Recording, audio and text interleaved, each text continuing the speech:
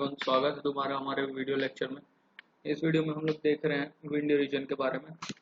तो ये wind erosion वाला चैप्टर जो है मतलब काफ़ी सारी चीज़ें इंपॉर्टेंट नहीं है, बहुत बेसिक चीज़ें जो है पढ़नी है इसमें, और थोड़ा बहुत जो एक्स्ट्रा चीज़ें हैं उनके बारे में बस एक देख लेंगे थोड़ा सा।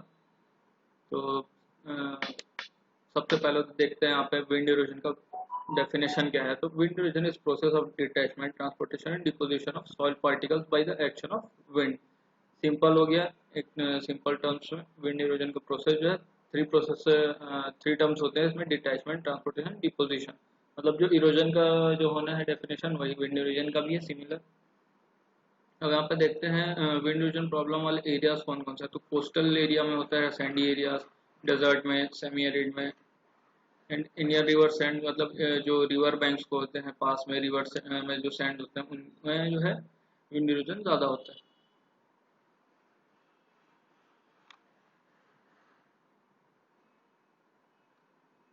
देन नेक्स्ट देखते हैं विंड इरोजन के टाइप्स क्या हैं।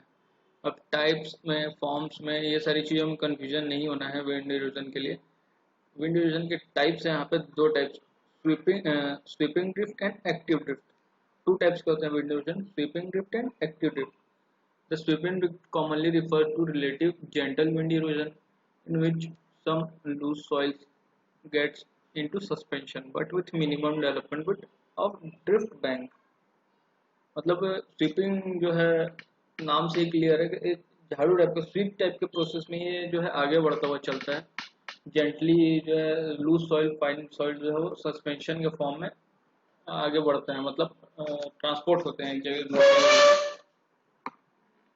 but with minimum development of drift bank. The active drift refers to more vigorous wind erosion, मतलब ज़्यादा इंटेंसिव होता है एक्टिव ड्रिफ्ट जो है। It involves all three particle movement process. तो एक्टिव ड्रिफ्ट में तीनों पार्टिकल मूवमेंट होते हैं, बट स्वीपिंग ड्रिफ्ट में सिर्फ सस्पेंशन होता है। तो एक्टिव ड्रिफ्ट में सॉल्टेशन, सस्पेंशन, सरफेस क्रीप, ये तीन प्रोसेस जो होते हैं वो एक्टिव ड्रिफ्ट के अंदर आते हैं। मतलब बेसिकली जो है इरोजन के जो प्रोसेस वो कंप्लीट होता है इन तीनों जो फॉर्म्स होते हैं उनसे। बट इरोजन के टाइप्स है स्वीपिंग ड्रिफ्ट और एक्टिव ड्रिफ्ट में जो टर्म है वो यूज होता है। तो स्वीपिंग ड्रिफ्ट के लिए सस्पेंशन का यूज होता है और एक्टिव ड्रिफ्ट के लिए सॉल्टेशन, सस्पेंशन और सरफेस ग्रिप, तीनों टर्म्स का यूज होता है। इसके बारे में अभी हम लोग आगे देखेंगे। यहाँ पे टेबल है टेक्सचर क्लास कोर्स के लिए: course and sand, coarse sand, medium sand. Definition दिया हुआ है टेक्सचर क्लास के लिए कि उसमें कौन कौन से सॉइल टाइप आ सकते हैं। देन नेक्स्ट देखते हैं factor affecting wind erosion. The factor which generally affect the occurrence of wind erosion are given as climate, top soil condition and vegetation. Factors को एकदम सिंपली देखते हैं, ज़्यादा डीप में नहीं जाना है यहाँ पे। तो क्लाइमेटिक फैक्टर में क्या क्या फैक्टर्स हो सकते हैं, उसके अंदर में क्या क्या चीज़ें हो सकती हैं जो कि विंड इरोजन को अफेक्ट करती हैं। तो क्लाइमेट में सबसे पहला तो दिमाग में यही चीज़ आता है, विंड स्पीड। विंड स्पीड की वजह से ही जो है इरोजन बढ़ सकता है या घट भी सकता है। तो विंड इरोजन के लिए precipitation, temperature, humidity, velocity of wind, density of prevailing wind, ये सारी चीज़ें जो है वो मेन फैक्टर है, क्लाइमेटिक फैक्टर के अंदर आती है जो कि विंड इरोजन को अफेक्ट करती हैं। प्रिसिपिटेशन की बात करते हैं अगर, तो बहुत ज़्यादा प्रिसिपिटेशन हो रहा है तो उसकी वजह से जो सॉइल है वो लूज भी होता है, और अगर सॉइल में मॉइस्चर कम हो जाता है उसके बाद अगर विंड वेलोसिटी बढ़ती है तो फिर काफ़ी ज़्यादा हद तक की विंड इरोजन उस एरिया में हो सकता है। सिमिलरली टेम्परेचर के लिए, टेम्परेचर अगर उस जगह की हाई है, जो है उस मॉइस्चर कंटेंट लो हो जाता है उसकी वजह से, टेम्परेचर की वजह से, क्योंकि टॉप सॉइल से जो है वाटर मॉइस्चर रिमूव होता है, जिसकी वजह से उसकी सॉइल की बाइंडिंग कैपेसिटी कम हो जाती है और विंड इरोजन के साथ वो इरोड हो सकता है वो उस एरिया का जो सॉइल है। तो ये सारी चीज़ें हैं। अब विंड कैरेक्टरिस्टिक की बात करें अगर, तो विंड में जो है वेलोसिटी तो मेन फैक्टर है। अब उसकी डायरेक्शन और ड्यूरेशन एंड टर्बुलेंस, ये सारी चीज़ें भी जो है जिसकी वजह से सॉइल इरोजन को अफेक्ट हो सकता है। देन नेक्स्ट जो है कंडीशन, नेक्स्ट फैक्टर जो है सॉइल कंडीशन है। The soil factor affecting wind erosion are texture, structure, size of soil particle, density of soil mass, organic matter, moisture content and surface roughness। तो ये सारी चीजें हैं जो कि अफेक्ट करती है विंड इरोजन को। अब सॉइल फैक्टर के बारे में बात करें तो टेक्सचर अगर उसका फाइन है तो ऑब्वियस सी बात है वहाँ इरोजन ज़्यादा होगा। थोड़े लार्ज पार्टिकल्स बढ़ते जाएंगे अगर तो उसमें इरोजन कम होने लगता है। स्ट्रक्चर की बात करते हैं तो स्ट्रक्चर के बारे में, सॉइल स्ट्रक्चर के बारे में हम लोगों ने पहले क्लासेस में पढ़ा हुआ है। उसमें कौन कौन से स्ट्रक्चर हो सकता है, लाइक प्लेटी स्ट्रक्चर, प्रिज्मोइडल, या फिर डिफरेंट जो क्या बोला जाए स्ट्रक्चर को, उसका जो अरेंजमेंट है सॉइल पार्टिकल्स उसको बोला जाता है स्ट्रक्चर। तो इस टाइप के जो डिफरेंट स्ट्रक्चर से डिफरेंट टाइप्स का इरोजन, मतलब क्वांटिटी ऑफ इरोजन या फिर सस्पेक्टेबिलिटी ऑफ इरोजन जो है वो डिफरेंट होता है डिफरेंट टाइप के स्ट्रक्चर्स के लिए। साइज ऑफ सॉइल पार्टिकल्स जो है वो तो ये हो गया सैंड, सिल्ट एंड क्ले, मतलब पार्टिकल साइज जिसकी वजह से मतलब छोटे छोटे पार्टिकल जो है ज़्यादा सस्पेक्टेबल होंगे विंड रीजन के। ऐसे ही डेंसिटी ऑफ सॉइल मास है, ऑर्गेनिक मैटर है, मॉइस्चर कंटेंट जो है वो एक मेजर फैक्टर है सॉइल कंडीशन के लिए। मॉइस्चर कंटेंट अगर कम है सॉइल में तो विंड इरोजन के लिए सस्पेक्टेबिलिटी बढ़ जाती है, क्योंकि अगर मॉइस्चर है सॉइल में तो उसमें बाइंडिंग कैपेसिटी ज़्यादा होती है। अब नेक्स्ट है सिमिलर जो सरफेस रफनेस, जो कि एक मेजर फैक्टर है सॉइल कंडीशन के लिए विंड इरोजन के अंदर। तो अगर सरफेस रफ है तो उस कंडीशन में जो है सॉइल इरोजन कम होता है। अब सरफेस को रफ करने के भी कई प्रोसेस हैं, वेजिटेशन किया जा सकता है, मल्चिंग की जा सकती है, जो है प्लाविंग की जाती है, मतलब फील्ड को अंडुलेटिंग कर दिया जाता है। Roughness of soil surface produces a frictional effect on the wind and also affects the wind gradient.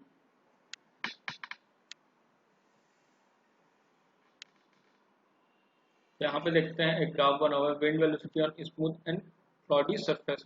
यहाँ पे स्मूथ सरफेस के बारे में दिखाया गया, तो अगर इस डायरेक्शन से विंड आ रही है और ठीक है तो जो सॉइल से टच होता हुआ वो आगे बढ़ेगा तो इरोजन हाई होगा यहाँ पे। बट यहाँ पे कर्व उसका देख सकते हैं, हाइट एंड जो है सॉइल पार्टिकल के बीच में यहाँ पे बना हुआ। तो विंड डायरेक्शन अगर सरफेस रफ है उस कंडीशन में जो कर्व है कैसा हो सकता है, मतलब एडीज जो है वो नीचे पोर्शन पे एडीज का जो लेंथ है वो बढ़ जाता है और स्मूथ का सेक्शन जो है वो कम हो जा रहा है यहाँ पे सरफेस रफनेस की वजह से।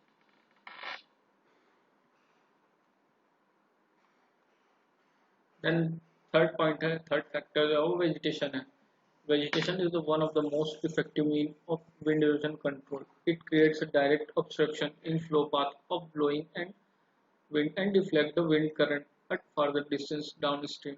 Thereby influence of wind velocity is reduced on downstream phase. तो वेजिटेशन जो लार्जली और बहुत ज़्यादा जो इफेक्ट करता है विंड वेलोसिटी, विंड की वजह से जो इरोजन होता है उसको बहुत ज़्यादा हद तक कंट्रोल कर सकता है। इसके बारे में हम लोग वेजिटेशन के अंदर में जो है शेल्टर बेल्ट और विंड ब्रेक इसके बारे में अभी पढ़ेंगे, जो कि मेथड्स है agronomical methods for wind erosion control. अब पहले तो यहाँ पे प्रोसेस देखते हैं, wind erosion processes. The wind exerts pressure on the soil particles. When its current strikes the soil surface, the applied pressure by wind current is opposed by frictional force acting at the base of the soil particle. The difference in wind speed between the top and bottom of the soil particle causes turbulence in soil.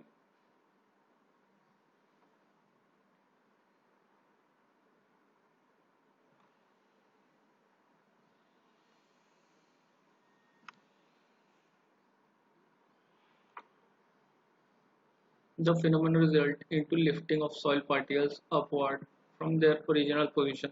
Normally, the final soil particles are continued to get lifted up until the wind velocity becomes too big to hold lifted soil particles.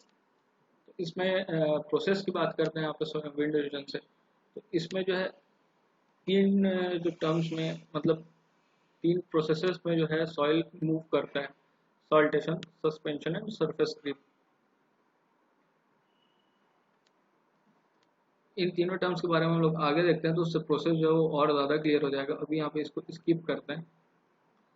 अब mechanics of wind erosion जो है वो तीन points में complete होता है: initiation of soil movement, transportation of soil particles and deposition of soil particles. Initiation, transportation, deposition. Initiation के अंदर में तीन टर्म्स आते हैं: suspension, saltation and surface creep. अब ये जो तीन टर्म्स हैं वो ब्रॉडली भी यूज होते हैं, मतलब इनिशिएशन पूरे जो प्रोसेस है इन्हीं तीन टर्म्स से कंप्लीट होता है मेनली जो है।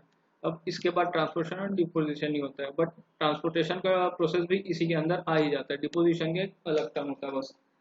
तो बेसिकली इन्हीं तीन से ही मिलके जो है मैकेनिक्स कंप्लीट होता है, बट हमको यहाँ पे जो डिफाइंड है तीन टर्म्स उसके अंदर ही स्टेप का मैकेनिज्म जो है एग्जाम में अपने को शो करना है या फिर जो है यूज करना है।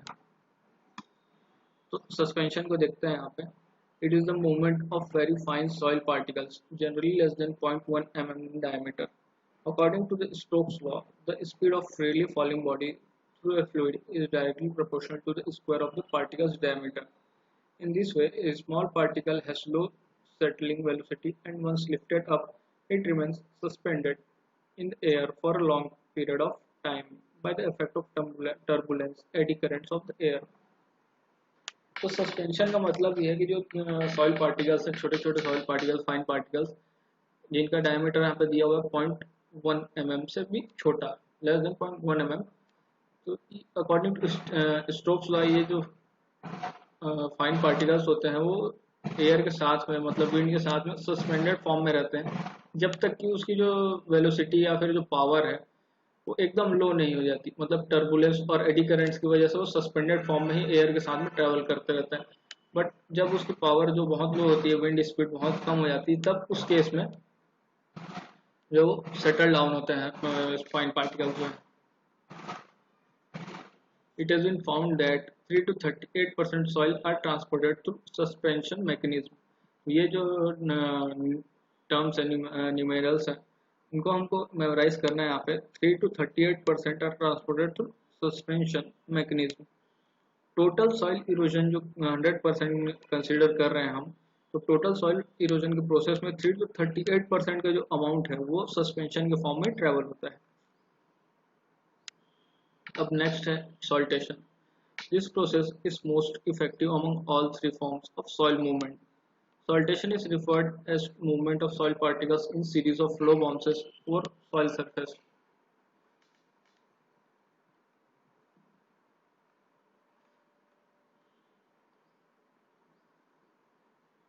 It is responsible mainly for the medium-sized soil particles.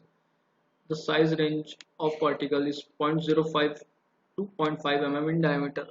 However, the most vulnerable range of particle is 0.1 to 0.15 mm diameter. तो यहाँ पे सॉल्टेशन की बात करते हैं, तो सॉल्टेशन में जो है सॉइल पार्टिकल्स का रेंज 0.05 टू 0.5, बट जनरली जो 0.1 टू 0.15 mm का मोस्ट इफेक्टिव रेंज होता है। बट हमको दोनों के दोनों जो रेंज है वो मेमोराइज करना है, ठीक है।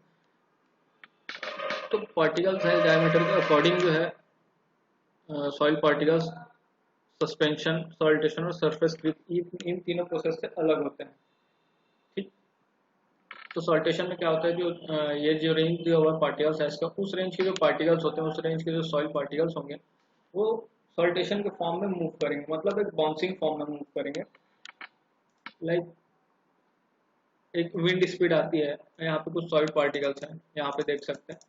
तो विंड स्पीड की वेलोसिटी की वजह से जो यहाँ से जंप करके एक बाउंसिंग इफेक्ट के साथ में थोड़ी दूर पे जाके गिरते हैं, मतलब ये सस्पेंडेड फॉर्म में ना रह के थोड़ा दूर विंड के साथ में ट्रेवल करते हैं, बट थोड़े दूर के बाद वो सेटल डाउन हो जाते हैं किसी जगह पर। जब थोड़ी सी भी उसकी वेलोसिटी कम होती है या फिर कम ज़्यादा होती है, तो उस केस में जो सॉइल पार्टिकल्स है एक जगह से बाउंस करके दूसरे जगह पर सेटल डाउन हो जाते हैं।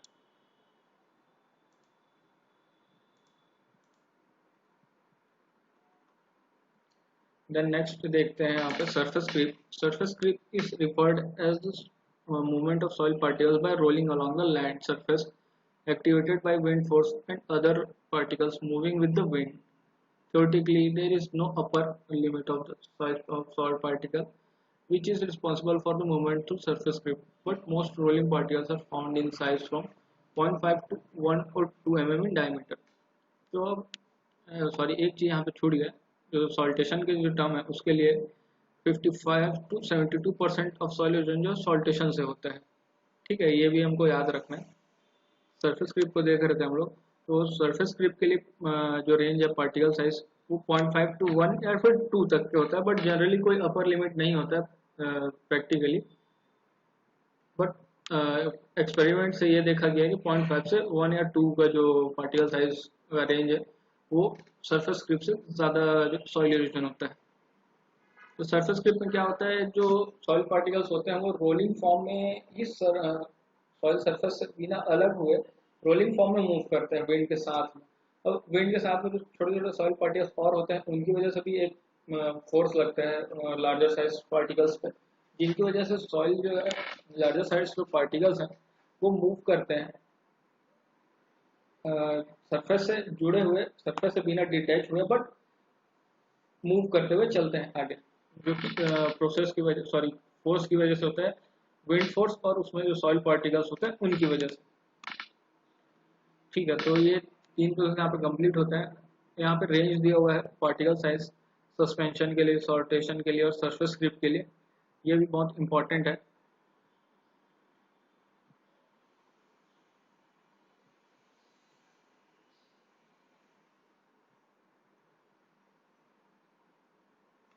तो ये होता है कंप्लीट यहाँ। इसके बाद से फिर नेक्स्ट वीडियो में देखते हैं। इस वीडियो में बस इतना ही गाइस, थैंक यू।